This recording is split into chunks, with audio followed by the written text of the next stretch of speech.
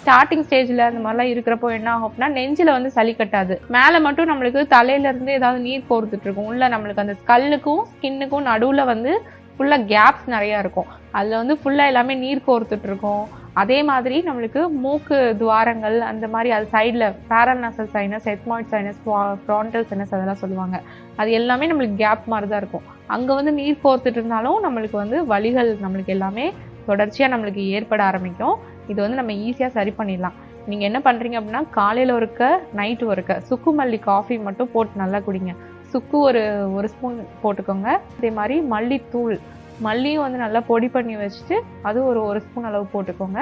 போட்டுட்டு ரெண்டையும் போட்டு நல்லா தண்ணி 1 டம்ளர் ஊற்றி நல்லா கொதிக்க விட்டு கொஞ்சம் நேரம் கழித்து வெல்லம் இல்லாட்டி பனங்கற்கண்டு ஏதாவது ஒன்று போட்டு நல்லா மிக்ஸ் பண்ணி அது மட்டும் காலையில் ஒருக்க நைட்டு ஒருக்க குடிச்சிட்டு வாங்க.